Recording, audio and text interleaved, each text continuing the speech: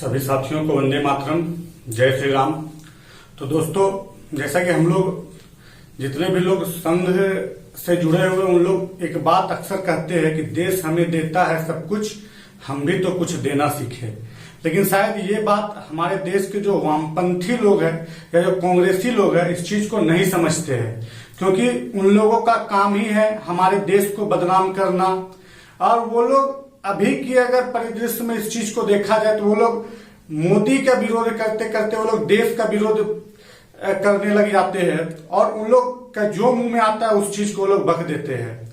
जी हाँ, हम लोग लगातार ऐसी बयान कांग्रेस के नेता, वामपंथी नेताओं के मुंह से हम लोग लगातार सुनते रहते हैं, जहां वो देश विरोधी बात करने से भी नहीं चूकते। शायद उन्हें यह लगता है कि हम लोग देश का अगर मजाक बनाएंगे तो ये मोदी का विरोध है, मोदी के खिलाफ में लोग होंगे, और वो लोग इसीलिए लगातार देश के बारे में अनाप शनाप बोलने लगते हैं।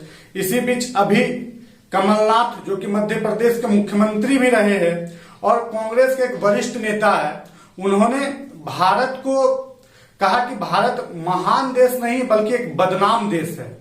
जी हाँ, ये एक मुख्यमंत्री रहे कांग्रेस के नेता का बयान है कि भारत एक महान देश नहीं बल्कि बदनाम देश है। आप इनकी विचारधारा क्या है? आप ऐसे लोगों, इतने वरिष्ठ कांग्रेस नेता आखिर इस बात को कहते हैं और इसके बाद कांग्रेस की जो शीर्ष नेतृत्व है इसके लिए एक शब्द भी उनको नहीं बोलती कि आप इसके लिए माफी मांगे, चाहे इस बयान को आप वापस लीजिए। हमारे जो कांग्रेस के जो प्रमुख नेता है, वैसे तो एक परिवार को छोड़कर और कोई प्रमुख नेता इस कांग्रेस पार्टी में बची नहीं है, लेकिन उसके भी जो शीर्ष 3 नेता है, चाहे वो राहुल गांधी हो, सोनिया गांधी हो, प्रियंका गांधी हो, कभी हम लोगों ने इस चीज को नहीं देखा कि वो लोग ने इस बात पे कहा हो कि आप जाकर देश के सामने इस चीज को लेकर माफी मांगे।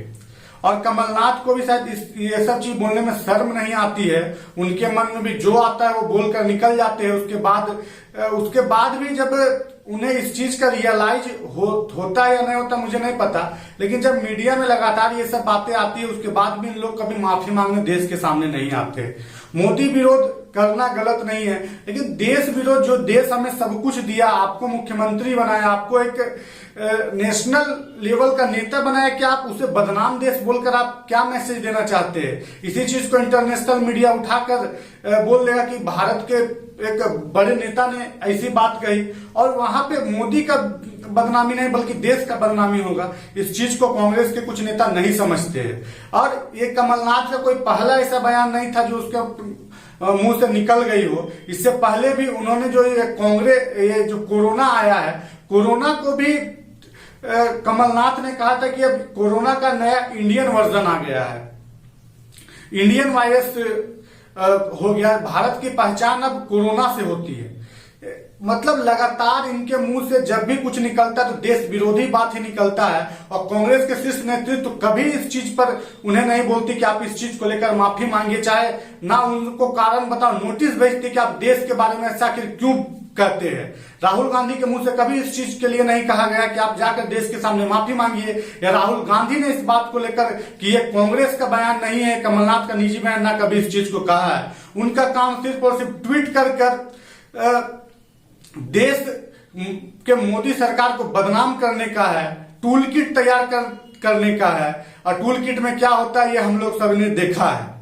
और इन लोगों को शायद इस चीज का अंदाजा भी नहीं होता कि आप मोदी का विरोध नहीं करें बल्कि देश का विरोध करें। ये वही देश है जहां आपकी पूरी पीढ़ी ने राज किया है, ये वही देश है जहां पे आप जिसका आप प्रधानमंत्री बनने का सपना देख रहे हैं, ये वही देश है जिनका आपके परिवार के 2-3 सदस्यों को इस देश ने प्रधानमंत्री बनाया। उसके बाद भी देश का विरोध पे आपकी जो कुंभकर्ण की नींद है वो नहीं जगती है, तो ये बहुत ही दुखद है, निंदनीय है। और ऐसे मौके पर राहुल गांधी की चुप्पी क्या इस ओर इशारा करती है कि वो भी कमलनाथ के इस बयान का समर्थन करते हैं, क्योंकि आपके ऊपर कांग्रेस की सबसे बड़ी बागडोर है। भले आपकी मां कांग्रेस के अध्यक्ष है, लेकिन सारे निर्णय आप लेते हैं, ये बात किसी से छुपी हुई नहीं है। हर महत्वपूर्ण फैसले में आप शामिल रहते हैं, ये बात भी किसी से छुपी नहीं है। तो राहुल गांधी की भी चुप्पी क्या ये कांग्रेस की चुप्पी है और कांग्रेस क्या इस बात का समर्थन करती है,